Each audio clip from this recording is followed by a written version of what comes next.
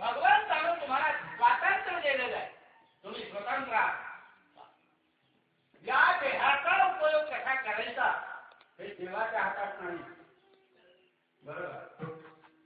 उदाहरण सांगतो. आपलं उत्पन्न वाढावं आणि पीक भरपूर प्रकारात पडावं म्हणून वैज्ञानिक भूमिकेतून काय केलं? औषधी त्याच्याची खबर आहे ना. आणि माझं या विज्ञानाची जे भौतिक प्रगती आहे त्याच्यामुळं काय झालं? तुमचं आमचं उत्पन्न वाढलं. म्हणून त्या औषधाचा आपण योग्य विनियोग केल्यामुळे आपलं उत्पन्न वाढलं. आंदोलनाच्या परिस्थिती यावं काय होईल?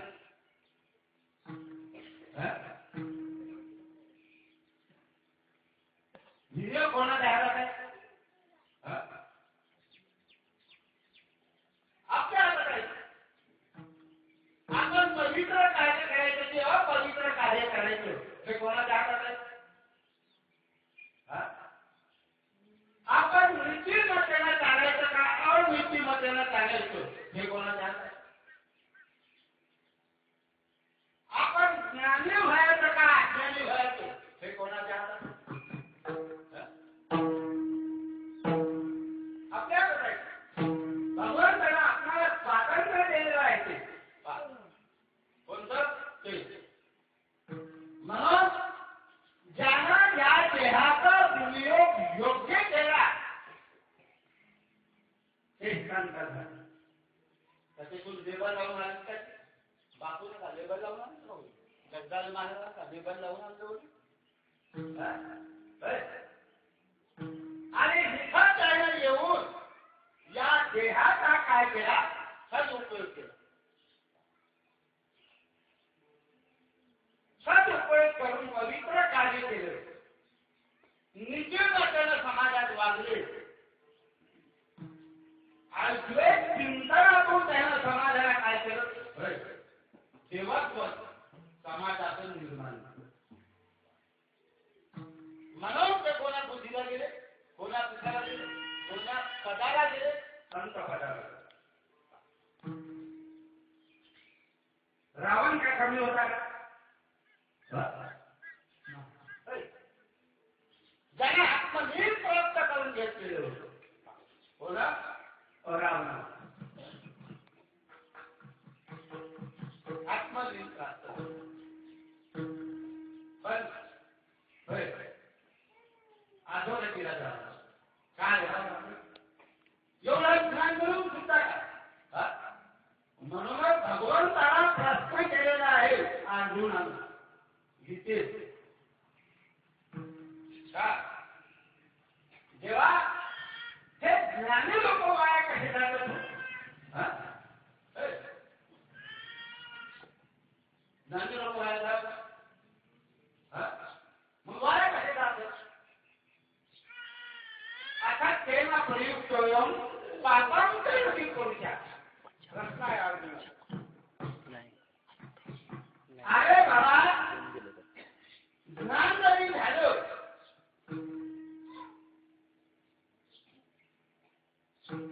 पण त्यानं काम क्रोध लोक झाले नाही.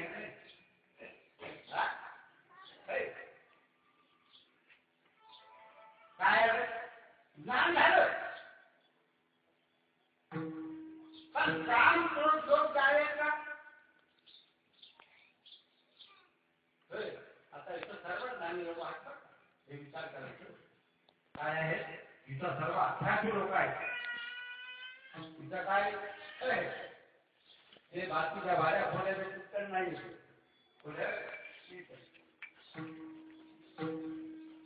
चालेल का?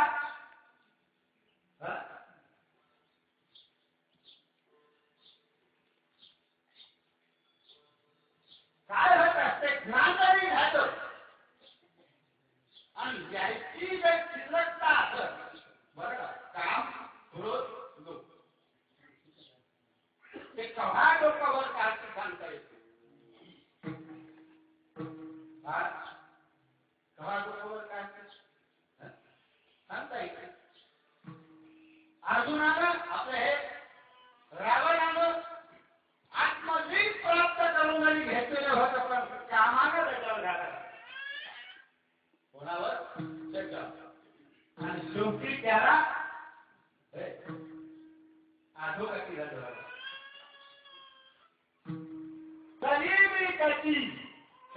बाळा, त्याला माहीत होतं सर्व देव माझ्या बंदीत आहे. बरं का, कोणाच्या? माझ्या. म्हणून काय झालं?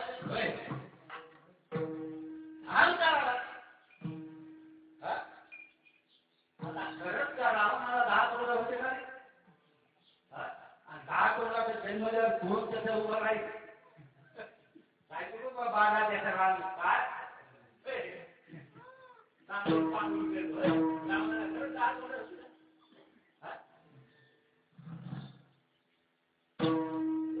चिंतन आहे बरं का.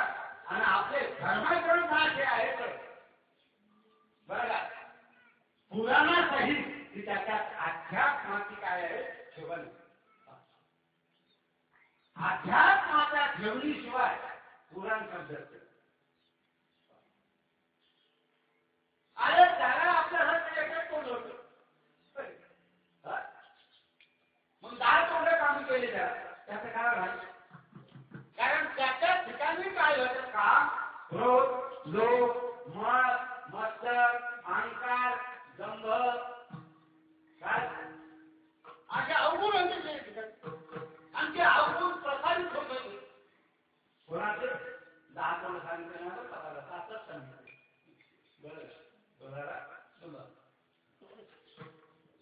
आणि म्हणून काय होतं त्याला? ते अवगुण असल्यामुळं एवढे जरी अवगुण होते त्याच्या ठिकाणी, तरी पण एकामुळे तो वाचू लागला. ते ध्यान एकाच मुळे तो वाचू लागला. ते कोण होता? ते होता जोपर्यंत विभीषण लंकेच्या बाहेर गेला नाही तोपर्यंत रावण मरत. कारण विभीषण हा संत होता. बरं, म्हणून चिंतन काय सांगायचं तुम्हाला थोडक्यात, या देहामध्ये शंकर आहेत, काम, क्रोध, लोभ, मद, मत्सर, अहंकार. पण आता हा भाग्यवंत देह आहे, याच्यात हे 6 विकार जरी असुरी असतील. हे मामा, दैवी संपत्ती किती आहे?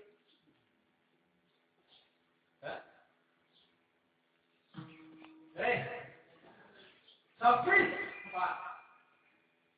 दैवी गुण 26 या देहामध्ये. आता एवढे सांगायला गेले फक्त श्रुत करून जातो. अभयम तत्वाम सुखी ज्ञानयोग व्यवस्थिती हे श्लोक पाहतो. ज्याच्या ठिकाणी दैवी संपत्ती किती आहे? 26 गुण. बरोबर आहे. आणि आसुरी 10. राज्य कोणाचं आहे?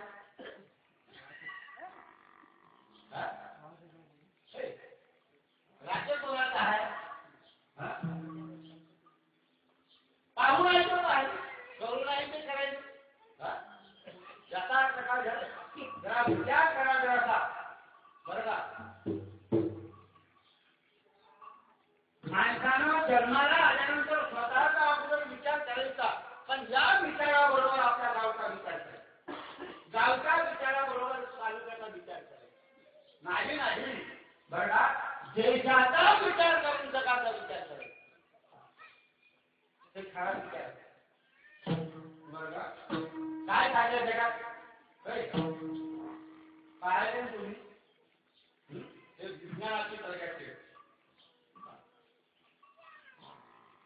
मला थोडक्यात चिंतन सांगायचं. विज्ञानानं प्रगती केली,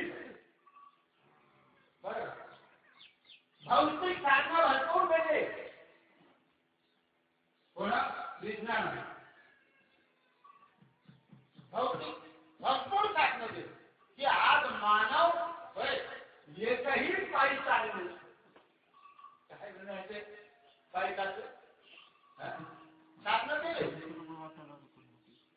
पण त्या विज्ञानाला अध्यात्माची जोड लावली. विज्ञान काय सांगायचं अध्यात्म विवेकानंदाने सांगून ठेवले आहे विज्ञान हे अत्यंत जीवनाला महत्वाचं आहे विवेकानंदाचं वाक्य आहे पण त्या विज्ञानाला अध्यात्माची संगत पाहिजे आणि अध्यात्माची संगत लागली की विज्ञान हलवायचं आता काय झालं होय विचार करायला पेपरवर काय आहे होय इतकी आनंद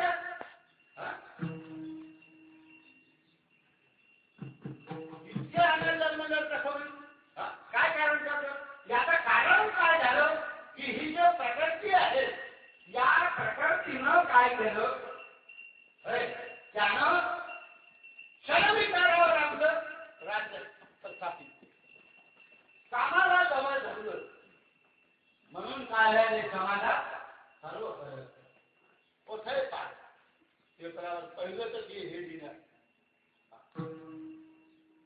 पुन्हा क्रोधाला जवळ धरल्यामुळं काय झालं सर्व अत्याचार राहायला का काश्मीर पंडित एखादा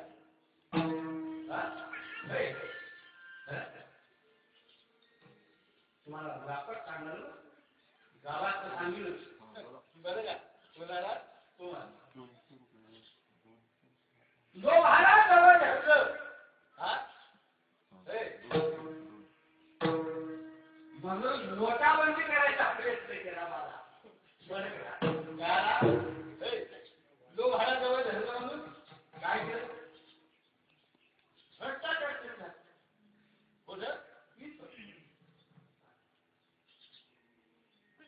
आणि पिढ्याला एकत्र केल्यामुळे दहशतवाद निर्माण कोणी केला हे देवाने केला नाही तर तुम्हीच निर्माण केला तुम्हाला हे भगवंतानं स्वातंत्र्य दिले आहे की कोणा गुणावर राहायचं कोणाला तुम्हाला अरे बाबा तुम्ही आजोरी संपत्तीवर जर आरूढ झाले तर आजोबाची होती दैवी संपत्तीवर जर आरूढ झाले तर घ्यायचे थोडं वैज्ञानिक किंवा चालू विचारातून पुन्हा जे आसुरी संपत्तीवर आरूढ झाले त्याचा नाव हेच लक्ष झालं जे दैवी संपत्तीवर आरूढ झाले ते जगात आदर्श पुरुष बनून शकते त्याचं कारण काय एक प्रश्न आहे समजला रामाचा सेतू काढायचा थोडं विचार करा राम सेतू काढायचा म्हणजे का काल्पनिक काय राम कसा आहे काल्पनिक सेतू काढायचा काल्पनिक सेतू आहे बरं त्यावेळी सर्व जे फक्त राहते एकच राहते म्हणजे राम सेतू काढून घ्यायचं तर आपलं काय आहे अधिकता